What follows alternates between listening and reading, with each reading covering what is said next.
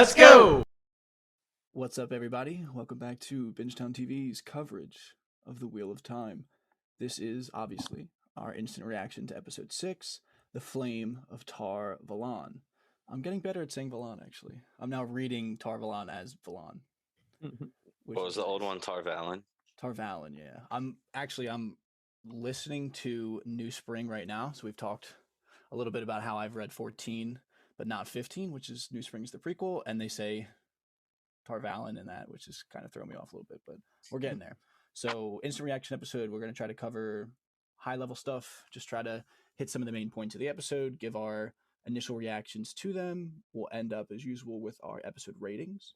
If you do want to listen to our deep dive discussions, theory discussions, lore explanations, these two, Paul and Dave, come up with some pretty crazy and fun theories. So definitely give those episodes a listen as well and check out our deeper discussions. So it's fitting that this episode is titled The Flame of Tar Valon. We actually talked about it in our episode 5 deep dive about the big flame pot and what that means. And we mentioned that The Flame of Tar Valon is the title of the Amrylin Seat. So the episode actually opens by introducing us to the Amrylin Seat, although she's a child at this point, Siuan Sanche. So what are we thinking about our new character, Siuan Sanche? I think everybody in that hall was clenching their butt cheeks when she walked in. She just has an aura about her that was like, everybody just chill, okay? Just stand there and don't get in her way at all. Very She much was liked so her. cool. Yeah, So very cool. much liked her character introduction. I think she's going to be a phenomenal character going forward, and just the twist of her and Moiraine's. We'll get into it, I guess, a little bit more.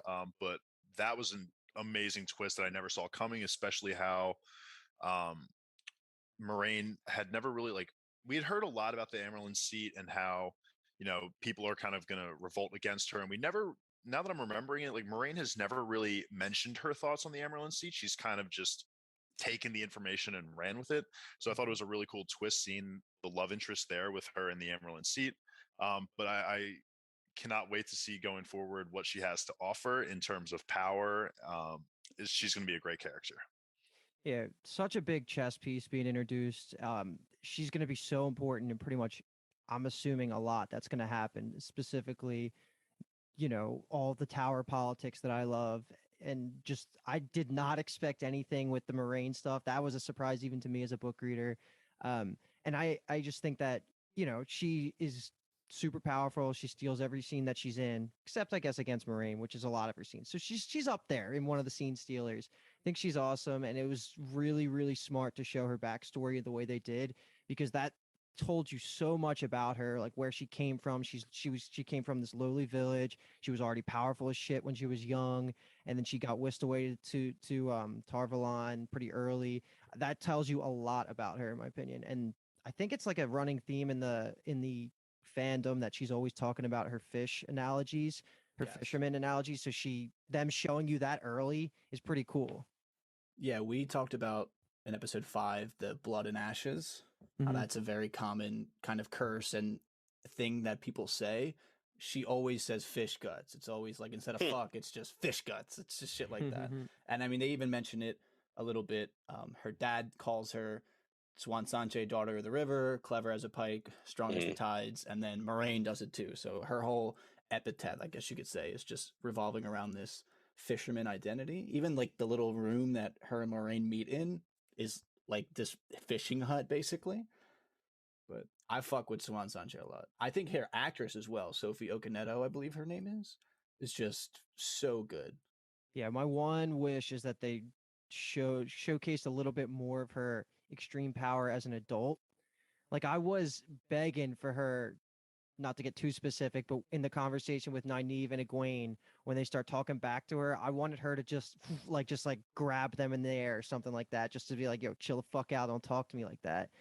But we'll probably get some showing of how strong she really is, and she's grown to be, because she's like the queen of the Aes Sedai, essentially.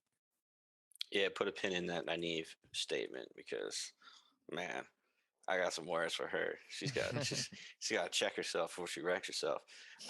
But in the terms of the Amrylin Seat, I mean, the seat itself in the throne room is super cool.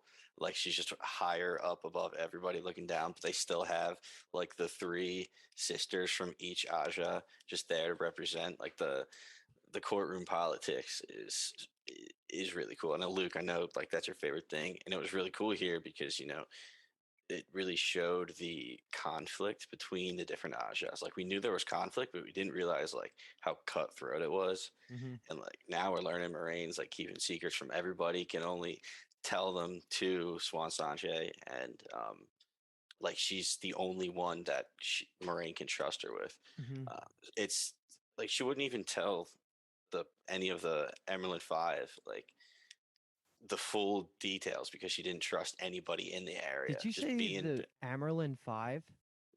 I couldn't remember what it was called, and I was really hoping that you let that go. What is it? The Emmons.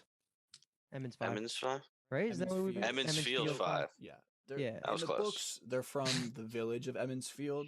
The show actually hasn't. I've noticed this. The show has. I don't think has ever brought that up. We've just kind of accepted that because that's what I call them from the books. But I mean, it works for us. It doesn't really matter that much. Yeah. Speaking of that courtroom scene, really quick, I just liked also how we get a full shot from that up above look of all the colors too, of all the Ajas. So we did get to see our yellow Ajas, I believe, in that scene.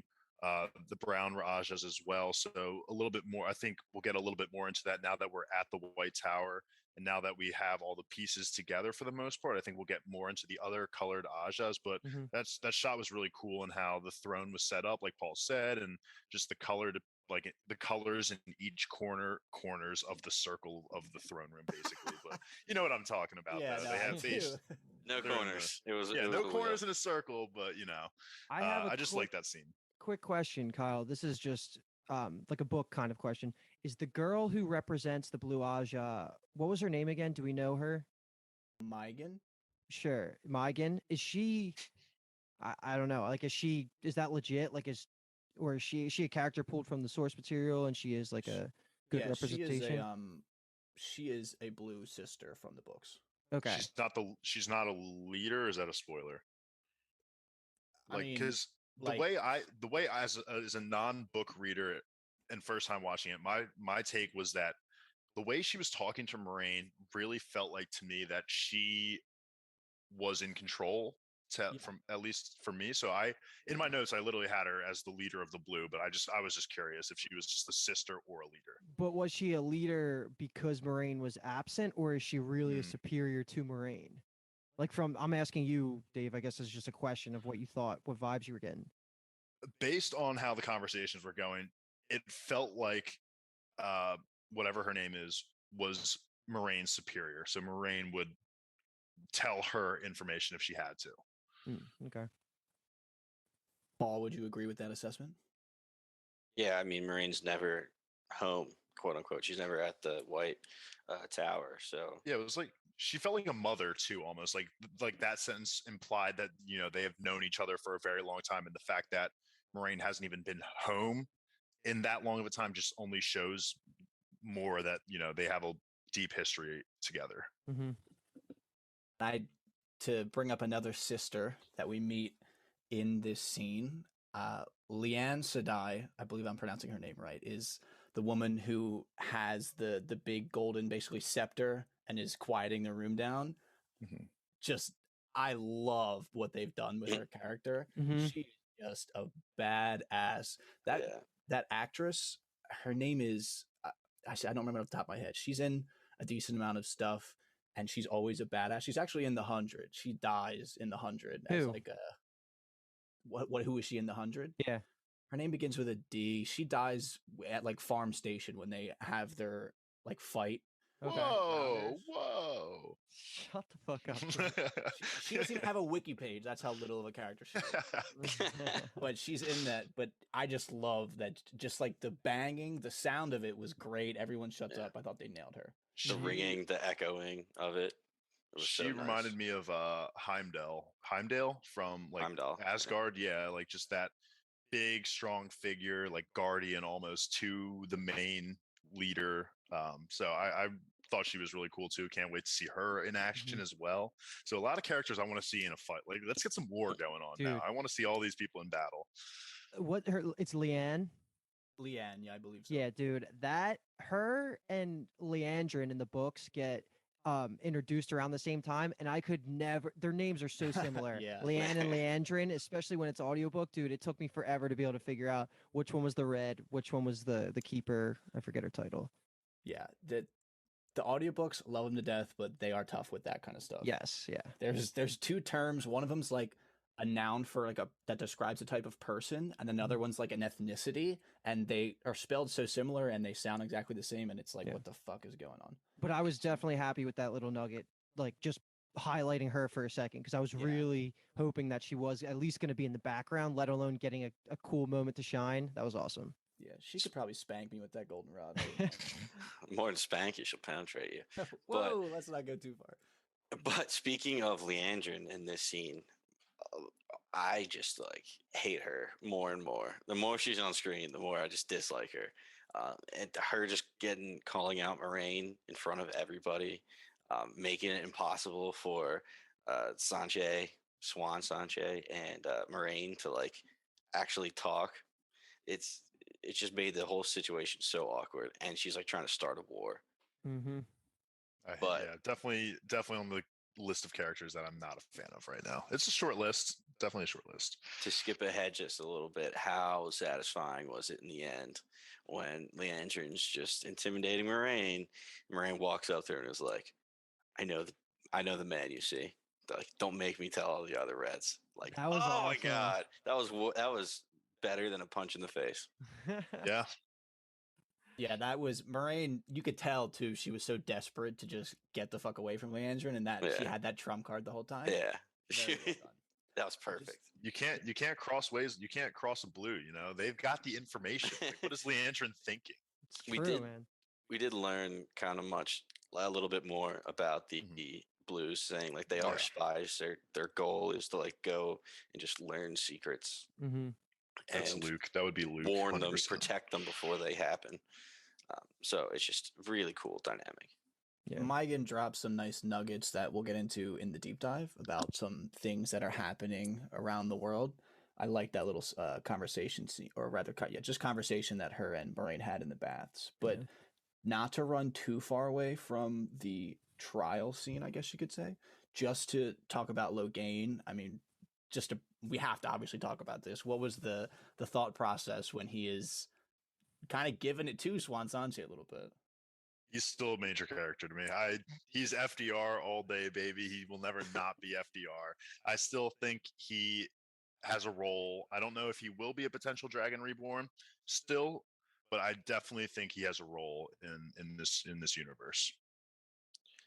Yeah, I thought he was like completely done when he got gentled, but they brought him through the like promenade before last episode. Now they're bringing him back into literally in front of the Amrylin Seat. So I think he's going to play more of a part than I initially thought going forward. Like, what are the chances he could he was so strong. He was able to hide away a bit of like the source within him and just act like it. He's just waiting to bust it out. What's his name from Uncle Iroh? When he busts out, where I thought you were going with that. Yeah, Iroh from Avatar. He's just gonna like train in his cell and then bust out. Oh my god, what a good parallel! That would be sick. That's now ideal and headcanon. That would be the best way to do that. I also like how I think it's gonna be a little bit before we get Logain back into the actual story, because they did say, you're gonna be punished to just. I think he's gonna go and he's gonna rot away in jail basically and just live with the madness forever. Is that what it was, or are they just gonna send him back in the world? So, like, he's not in a cell, but the White Tower is essentially his prison from now on. He is pretty much being forced to stay alive and used as an example. So he's just monitored. He's allowed to like walk around, but so he's not like actually in a cell. Like he's just limited to the. Okay, gotcha. And also, you mentioned the madness thing, but the madness is connected to the power. It's it's like the tainted power that is making male users of the power crazy. So like once Yeah. you're cut off and gentled, I think that's gone. I think you're just a normal dude. Huh. That's what I was going to ask too, because then how does that become a punishment? Because she literally says, I'm pretty sure, like, Kyle, you can just go ahead. He's trading essentially the madness of being able to touch the one power with the Oh, okay. The actual eventual madness. the eventual insanity of not Mhm. being able to touch it now. Got That it. is now what's going to be whittling away at him. Mhm. That is his punishment. Okay. Got it. And That- I was holding my breath that entire Logain trial, I guess you can call that scene, because like we'll dissect this a lot more in the deep dive, but the implications of him, like how he was treating Swan, but then it all being for the reason that he just wanted to die and stuff. I was freaking out that the book readers and the show were gonna fucking riot off of this conversation until the last like 20 seconds of it when he's getting pulled away. Then I was like, oh fuck yeah, that was a great scene now, because it even highlights more of what I was hoping from the beginning of that conversation. You know, because like he just wants to die. He's done. And Dave, that's what you got to understand is I think Kyle, you described it to me one time before I even got into the books. Like when you're touching the power, you're just you have your senses are turned up to 10. You're feeling the world. It's like you're tripping kind of. And then when that gets pulled away from you, it would be the worst withdrawal of your life, except it's permanent and you don't recover from that kind of withdrawal. So it is total torture of just being alive. And that's exactly why I think he's still potentially a DR, just because that's his low point. He's reached his his rock bottom, and he's just now is only to go up from here for him at least. So we'll see. All right, we're riding with Logain. I respect it. I respect it. Nah, he's like General Ozai from Avatar. The Avatar theme. Now you're The forcing end. it. Now you're forcing it. Completely stripped of his powers. What are you talking about? Okay, okay. That's his punishment. Yeah, I mean, Yeah, that's not a bad what? connection. That's the nail on the head, actually. I'm upset. but- I'm upset that that's correct. But the only difference is Ozai's story ended with his powers getting taken away. Logain's is about to start with his powers getting taken away. In your opinion. In my opinion, Yeah. Okay. Just to clear it's that. confirmed. So Confirmed. we've danced around it a little bit and kind of mentioned it. Dave made a comment about the twist that it was, but Moiraine and Swan are a thing, like a thing. Mhm. That was like so cool. We get answers to the portrait thing we were talking about at the end of episode 5. So we understand now that that's more of a, I guess to me it was like a portals. Like it's not just Magical I still- item. I said Yeah, it. That's Yeah, like so unfair. That's like the most general thing you could have said, and it Count it. yeah. But yeah, so she got portaled and she got sent to Swan, and wow, I really did not see that coming. Just because, like I said earlier, it's like everyone has been talking so much shit on the Amrylin Seat, but you don't notice that Moiraine doesn't really say much in response to that until you see that they're in love, and it's like, okay, now that makes sense that Moiraine has never talked shit on the Amrylin Seat like everyone else. I loved it. I thought, because not only was I just completely thrown off guard and didn't see it coming, it was Rosamund Pike's acting in the opening scene of Siuan Sanche coming into the hall and looking terrified. Like she legitimately looked terrified, like she was like a child about to be scolded. And then to realize that she's actually in a relationship and they love each other, but they can't show it to everybody. It's like, oh man, that was perfect. And the way they interacted, just walking through the door, and Swan just looks at her and just yells at her. It's like, what were you thinking? And then Yeah. they get to smooching. And on the deep dive, you might get a little PSS going Hey. on. So For those, Can't wait. yeah, for those new listeners, that's Paul's sexiest scene. I just like the general structure of it, of being kind of like I guess like an Oreo cookie, where we have the first trial and they have to be hard and whatever to each other, but we don't know anything yet. And then they have a little bit of sexy time, and you can tell that they're really intimate. And then the sentencing is they still have to be hard, but now they're crying, and we know why that they're crying. I just think that it was structured really well that way. Oh, that whole final scene with Moiraine walking out was awesome. Even the Karene stuff was just, or Alana, sorry, Alana. Yeah. Well, that was amazing. Yeah, they all Holding have to the, turn their backs on her. Yeah. that was nuts. That's just like one last slap on the ass as you're leaving out the door. But yeah, her like swearing on the spirit stick. That was pretty cool. It has a name. That I know. was awesome to see. That was super cool. Yeah, it's called the Oath Rod. It was badass. Yeah. And it's been mentioned, right? Already? I believe don't know how so. I mean, so we've got introduced to the oaths in episode 2. I don't know if she mentions that they swear on the oath rod, but that's like the thing that they hold when they swear the oaths. So since we know about the oaths, they can't break them. Now we know that she has sworn this oath of exile. Basically, she physically can't break it. I wonder if that's like a saying, like do you swear on the oath, bro? Like meaning, Probably. Well, Yeah. now it is in Colloquial our thing friend that group. People say, yeah. It's better than Pinky swearing. So to kind of roll us a little bit back to the steamy scene in the fish hut, just we get a lot of dragon talk and dark one talk in this conversation. I'm just curious what, like, my ears obviously perked up when they started talking about some high level shit that they've been basically scheming for 20 years. Siuan even says like the dragon will either defeat the dark one or join him, and Moiraine snaps like, I'll kill them myself. And I just like, all right, let's get it, girl. that was awesome. Just to confirm what she was being asked in the throne room in front of the entire court, when she couldn't say what she was actually doing, was looking for the dragon reborn. Is that what Mhm. we're to assume? Think Yeah, so. She just couldn't tell anybody because she said, "Oh, there's enemies everywhere." Gotcha. Yeah. Plus Uh, the Siuan Reds knows. don't care. Like if they think that you have the Dragon Reborn, they're probably still gonna be like, well, fuck you, you're a male, you're touching the power, dead. Speaking of, sorry, Paul, you can continue. I was going to change the subject really quickly. I was just gonna say that I kind of forget. What I was gonna say. My bad. The one thing that I picked up definitely from here is Swan saying that it was either her or Moiraine, but they both said, or one of them said, the Dragon Reborn is potentially split into all 5 of them.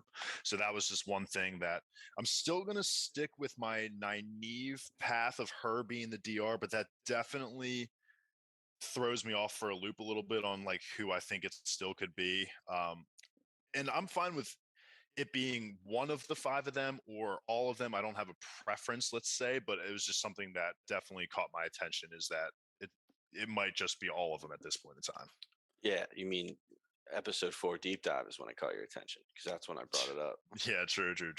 Yeah, I was hyped when they said that, because I was like, I literally just said, they don't know anything. What are the chances that it could be more than one person? And the fact that they said multi-headed dragon, I was like, okay. I could see it just being 1 or 2, like you were saying, or all of them. that's the Power Rangers theory, as it's come to be called. Mighty Wow. Morphin. That's awesome. Nynaeve's actress was a Power Ranger. I believe she was the White Ranger in something. Wow, I did not know that. That's actually really Yeah. dope. So that's kind of taken on a life of its own there. And then the other comment that I had for this scene was Swan is having, or was hiding the fact that she was having dreams about the Dark One, and what else? And the Eye of the World. That was something I don't know what that is yet, but those were 2 things. And that the Dark One's really weak right now, so I'm guessing he's kind of in this regeneration phase, like he's building his power, so he's not totally strong yet. He's still able to be taken down pretty easily, I would say, I guess. But I think that's awesome. I'm interested to see what the Eye of the World is, where it is, and I like the idea that they're going to make a move. That Moiraine is actually going to act on the fact that the Dark One is weak right now. I don't think it's going to work out, obviously, because there's going to be so much of this story that we have left, that it's definitely not going to work out. But I thought that was a really cool nugget. That is the name of the first book, too. What is it? Eye of the The World? Eye of the World, yeah. Oh, okay. Yeah. Okay. And So we're probably going to get there soon then. it's the name of the last episode. True. Oh, okay. Well then, hell yeah. That's cool. So I'm in. we might get to the Eye of the World by the end of the season. So But- there's obviously so much that happens in all of these Moiraine scenes, talking with all the Aes Sedai, that we'll get into on the deep dive. So to keep it a little bit more instant reaction-y, we can move on to talking about the Emmonsfield 5, specifically. Amrylin 5? Yeah. Yeah, I didn't say Amrylin 5. Amlin. I was like, Amlin. I just mumbled a lot. So first big thing, obviously, Matt's healed. Mhm. Nuts. Loved that scene so much. I wasn't sure if they were going to tackle that, in this season, next season, whatever, but it felt really natural the way they did it. That once they got to White Tower, of course, that whatever was possessing him, this curse, of course, that once they get to the White Tower, having all these Aes Sedai there, of course, they're going to be able to do something about it. So I'm glad that they worked it out, and I'm glad to see that Matt's back to being his normal self for the most part. I was so with Moiraine when she was yelling at Nynaeve, like, dude, why would you hide this from me? Why would you just not come and get help? Like, obviously, I'm going to help you. Yeah. I was like, yeah, like, why? You guys are stupid. You're a wisdom, act like it. That was a badass line as well. But I also thought it was really cool, just the whole visuals of them literally pulling, of Moiraine that is pulling the darkness or this The virus, corruption. whatever. Yeah, the corruption out of him, literally onto herself and then back into the knife. And even Rand went on to say, like, I could see you take on the darkness for a second before you put it back into the knife. So even though he doesn't see like the weaves, he could still see like the corruption come out, which I thought was cool. So even normies could see that. Yeah. And is the corruption the same as like Loghain's weave? Am I No. missing something? No. Okay. That's like a They're separate. So what was in Matt was called the corruption. No. So No? I think corruption. I'm honest. I just think corruption is the wrong word to call that. Only because they're gonna call the Right. male channeling the corruption. So it's really just like darkness. Okay. Or even just like black goo, if we want to go really elementary with it. I'm in with just some black goo. just a different curse altogether. Yeah, honestly, she sucks the goo out of him. The show is doing a lot of its own things, obviously, because it's visual and stuff. So not even book readers really know, and we probably won't get definitive answers and specific definitions for certain magical things until, like, it could be season 2, season 3. So that, like, take it with a grain of salt, like, because obviously Mirkaya wouldn't have 100% answer for anything you're saying there. It's just our idea, like, based on what we kind of are putting together. So there's not a real like definitive answer. The visual looks sick though. I knew obviously that Moiraine was going to heal him in a way and kind of sever that connection. Had no idea what it was going to look like, and it looked like that, and I was like, holy fuck. And at first I was like, why they got to do that shit where it's in her mouth? But I was thinking, oh, it was trying to get inside of her, obviously. That makes sense. Yeah, I it just loved looked weird at first to me. I was like, I don't like that. She's kissing the curse. In you go. I was like, what? Into the knife you go. Which Small little also part of this scene too. I'm sorry to interrupt you, but I just like Rand's initial reaction is like, oh shit, they're here to kill him or gentle him, so he pulls the sword out, and Land's like, yo, chill out, bro. You don't know what you're doing with that. You're so naive, little Rand. But the second time we've stolen an idea from you out of your mouth, like goldfish over here, or I guess out of your brain. I think what I was going to say was just to go off of Nynaeve getting yelled at in that scene to Nynaeve and Egwene, like going in to see the Amrylin Seat, and Nynaeve just has a fucking horrible attitude right now. Like I said earlier, like she best check herself. Like why are you so aggressive? These people are obviously here. Bro. Like they need your help, and like I know that they did pull you out of like your life that you had, and like you can't go back to it. But like you saw what was there with the trial. It's like what do you want to do? Like Paul, I understand your frustration. Really grinding my gears here.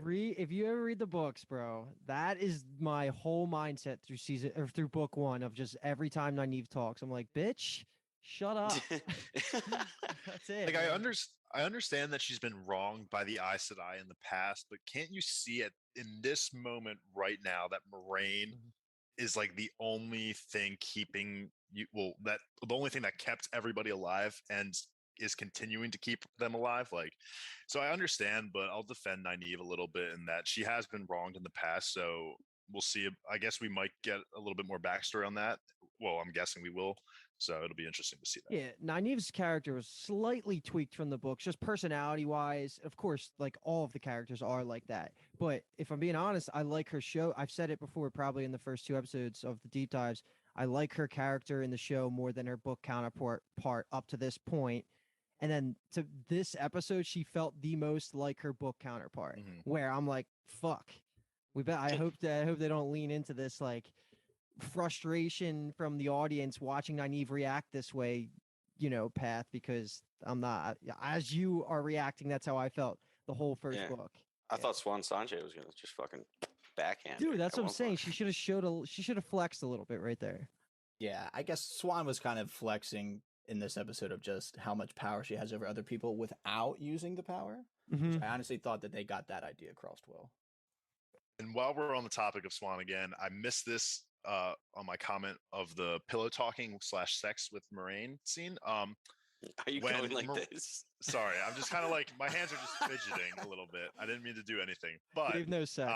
When Moiraine says "on your knees" to Swan, that just shows that yes, that Swan has the power in real world, I guess, but once they get to the bedroom, it's a little Moiraine dom time. You know what I mean? It's like she's got her power. Yeah, so I just wanted to make that comment too. That I love that reverse switch in the pillow talking versus in the throne. Re-emphasize that when she's talking to, I think it was Nynaeve, right? When Nynaeve, oh yeah, she's bringing Nynaeve to the Amrylin Seat, and Nynaeve's like something like she can wait. I don't even remember who that was who it. it was. Yeah, Because it was a Gawain's reunion. and then Moiraine walks away. She's like, the Amrylin Seat waits for one person or girl, whatever, and it's not you. Oh, so Moiraine just had like 7 different mic drop moments this episode. It was such a good Moiraine episode. When I was writing up all of the bullet points to kind of hit as we had this discussion, everything was Moiraine. Yeah. It's like Moiraine and Swan, Moraine's trial, Moiraine sentencing, Moiraine and Megan, Moiraine feels mad, Moiraine finds Egwene and Perrin. I was like, Christ. I felt it was necessary though, because it does feel like a lot of the characters are getting their episodes, right? Like last episode was heavy into, I guess that it was split between, it was mostly Lan, and then it was also a lot of Egwene and Perrin's episode. Like there was the Mad episode earlier on, and I just feel like that this fucking episode was 1000% Marines. I mean, check her phone for how many steps she had that day. Yeah, like she was literally over here, and then she saw Gawain and Perrin over here, and then she was met up with Loyal. Dude, another really cool scene. I guess we have to wait for the deep dive. Yeah, that's more worthy. But to go back to the conversation about Nynaeve's stubbornness in general, so like Luke said, his book reactions were funny to this. I remember having to just reminding him these are teenagers from a backwards mountain village. They don't trust these people because they've heard terrible stories. And also it's a thing that people from the Two Rivers are notoriously stubborn. So I don't know how well they've got it across in the show. It's kind of been like a show don't tell, while the books it says it's so many, every chapter, oh, he's stubborn as a Two Rivers mule, things like that, So I would say that's kind of the two reasons why it's like that, but it is meant to almost be intentionally frustrating. Yeah, and it's definitely that. But are we ready for the end? Because holy shit, man, this is just finally, right? What is this episode? That was episode 6. So it took us 6 episodes to world build, give these characters a splitting path. We have a month time skip. We're getting all the politics, the different factions, like the Tinkerers, the Aes Sedai, all that stuff. And now we're finally back together in the last 5 minutes of this episode, minus Matt. And dude, it's just go time, baby. This is fucking it. And the fact that we brought this up before, episode 7 is Moiraine's actor's favorite episode, and episode 8's the showrunners. So I have such high expectations for these 2 episodes. And the last thing I'll say before I pass it off is that the ways, which is this gate at the end, the opening into the I'm not even going to talk about it yet because I don't know what's spoiler, which not. The blackness is the single thing I anticipated the most in terms of just a fantasy concept. I was so ready for this as soon as Wheel of Time got announced. I was so curious to how they were going to do it, and I'm just fucking ecstatic based on the quick glimpse into what the world's looking like as the light starts to close in the end. Whatever next episode's going to be, I think it's called Into the Ways, is going to be the best thing ever.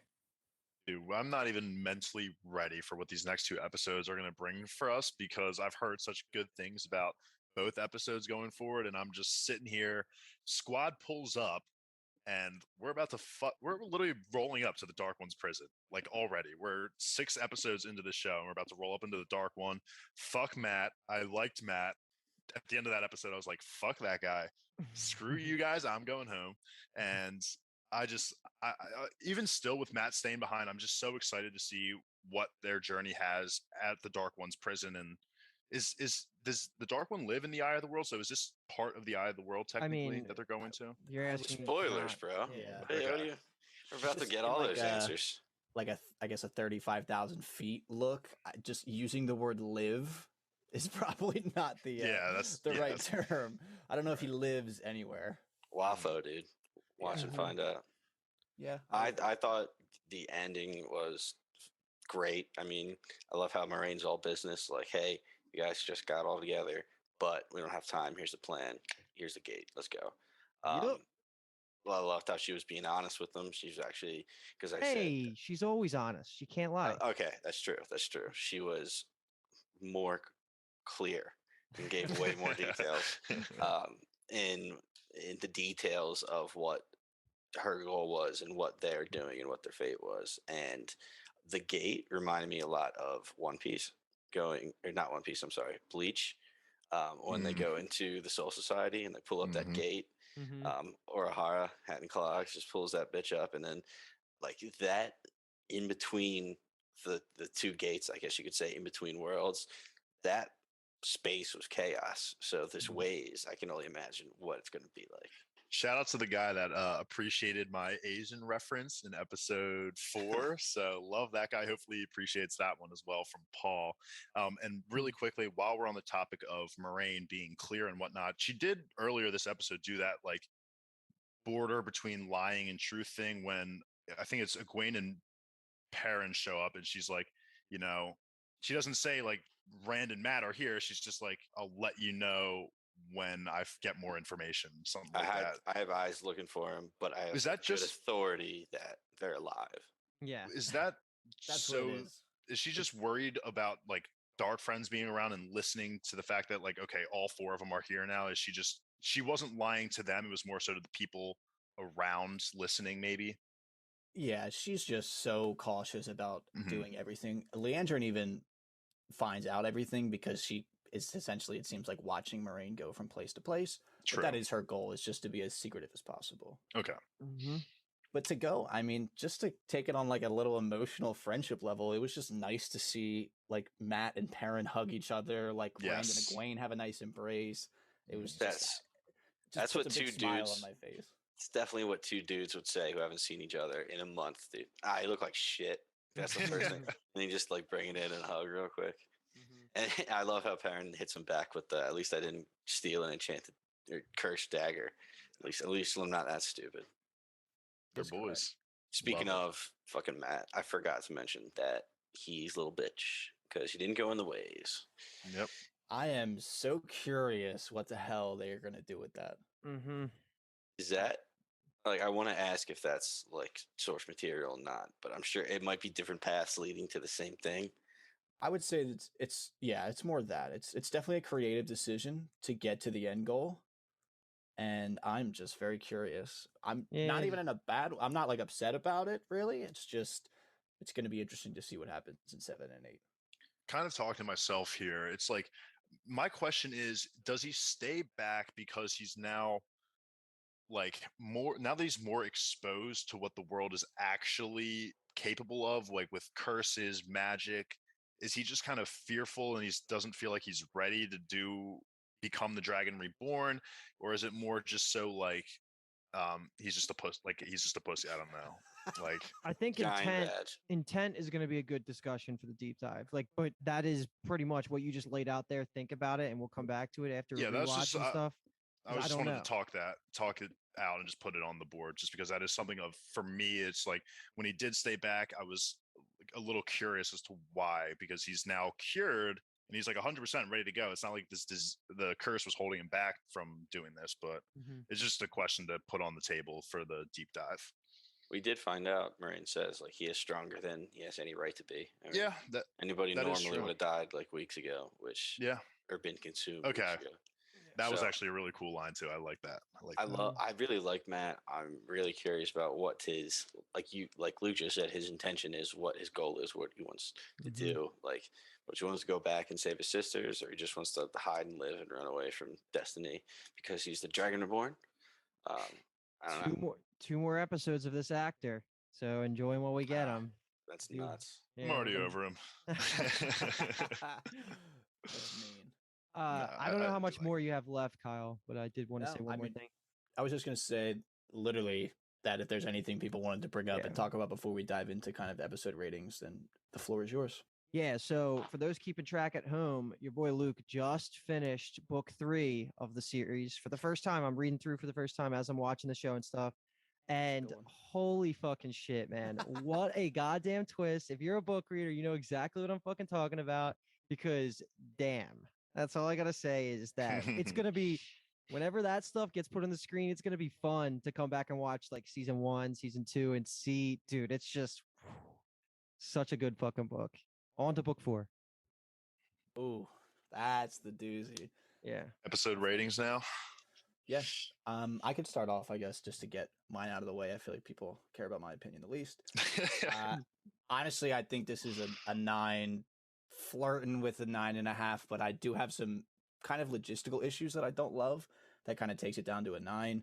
Something a little bit with how Moiraine and Swan meet is kind of rubs me the wrong way. Something else with the way there's just like little things, obviously, that add up just from a book reader's perspective that kind of rubbed me the wrong way. But I mean, a 9 out of 10. This episode is amazing. I remember like this was the second time I watched it before the instant reaction, which is kind of cheating, but the first time I watched it was just blown away. I remember I think texting into our chat like episode 6 is so good. It's like ridiculous. I think I even used the term we're really cooking with gas in episode 6. So Yeah. I just You also said Wheel of Time titties. we did see titties this episode. Mm. Ugh. Oh, we saw them. Wasn't even my sexiest scene though, because that other scene was way hotter. Yeah, they weren't the sexiest titties, but titties nonetheless. This is also the last episode that Kyle has seen. So obviously, as you guys know, we had all the screeners. Me and Dave are watching it kind of weekly with you guys. But these two, No, I'm with no, you, I'm sorry. I haven't watched ahead. Yeah. Only Kyle has watched ahead, so he might be way more animated and emotional come episode 7, instant reaction, because he's been waiting weeks for some new content. Mhm. Yeah, I guess I watched episode 6 before episode 1 premiered on Amazon Prime. So I'll jump Sure. in for my rating too, because again, end strong with the newbies here. This is gonna get way better on a rewatch, especially once the season's over too. But I still in my gut want to keep episode 4 as of right now ahead, which I think I said a 9.5 out of 10. So I'm comfortable giving this one like an 8.5 to a 9. I'm like right around there. I'm sure it'll inch up closer to 9 once I rewatch, get some details in. But yeah, like I loved it. We're moving. The tower politics were good again for me. And then the ways, like I said, it was just visually amazing. And what I'm guessing based on that quick glimpse at the end of what next episode's going to look like is just already just so I'm so excited. Yeah, I'm gonna give it a 9 out of 10. I mean, there's so many good Moraine moments. Like we said, this was a great Moraine episode, and she is obviously one of my favorite characters, and just crushed it. I mean, uh, so many moments where either she reacted or said something or showed importance, insinuating something else, like Perrin's eyes. When Egwene brings up, Perrin's eyes turn gold, and she snaps around, like, what? Like, don't tell anybody. Like, that's Yeah. just like bolstering how cool the reveal is going to be in the end. And I feel like she did it for a few things. I mean, healing Matt, that was insane. I just loved it, and the gang's back together. Come on, Did you reunion is have always it good. like would you put it as your favorite episode of the season so far? It's hard to say because I liked it. Like, honestly, it was right there with 4. Well, I you mean, were a big 5. I was even guy, gonna say right? last episode I really enjoyed as well. So it's just been like the middle of the season has just been complete heat for me. So episode 4 is still my favorite. I believe I gave it either a 9 or I think I gave it basically a 10 out of 10. I'll call it a 9.5. This one falls into my second favorite episode so far of the season. And I'll give it an 8.5. Where it loses its points are I'm a big action guy. I love me some combat, so it loses I think a full point for not having enough action in it. And then that half point is going to be just a little fluctuation of I really have such high hopes for episodes 7 and 8 that I'm like, I might be dishing out 9s for those episodes, potentially Yeah. 10s. So I'm like, if I think that, I'm gonna deduct a little half point just to give myself some wiggle room. So I'll give it an 8.5 out of 10, but still my second favorite episode. I like that. Some room to grow. That's pretty Yeah. smart. That's Paul's whole One Piece chapter rating system right there. Only a few 10s, man. There's like Yeah. 1,000 some chapters, but only a few 10 out of 10s. We ran into that problem with Rick and Morty too, I think, when we were I think like we rating did. We were episodes. like 9, and then the next episode was like 9.3. Yeah, we're learning now, but yeah, I'll give it an 8.5. That was a phenomenal episode. Who Mhm. gives a shit? There's no exact Yeah. science to it, and we don't get paid to do this, so Yes. yeah, we'll see. But yeah, I agree. After listening to you guys go, something I didn't say. Yeah, this is definitely my favorite episode of the season. And last Yeah, little shout out, Rosamund Pike, unbelievable actress, Ooh, actor, I guess, killed this episode. So good. I'm the only one that married her. That might not be true. True. I think one other person might have, but who cares? I No, married her. I sliced her. I killed her. Sorry about Fucking it. asshole. Sorry. Okay, so that's all she wrote. Instant reaction, episode 6, The Flame of Tar Valon. Stuttered. I was close. We mentioned it a bunch of times during this episode, but be sure to check out our deep dive if you want to hear our thoughts about all of the little things that happened in this episode. Tons of conversations happened that we will get to. I have so many quotes written down, which we'll get to talk about in the deep dive episode. We don't do those in videos because we like to hang out together and do the deep dives, and we don't have a camera that's good enough to record all of this. So the instant reactions just stay videos. The deep dives are all audio. But obviously, we are BingetownTV. Like and subscribe because it's fun to say that, because I've been watching people say that for years, and now I get to do it. Comment as well. We try to get to all the comments. We love having the conversations. So people have been great about it. Keep doing it. We love having those convos. Our socials, BingetownTV, pretty much everywhere. We do a lot of podcast on other TV shows as well. That's literally all I got. Later. Call it. On your Birds. knees.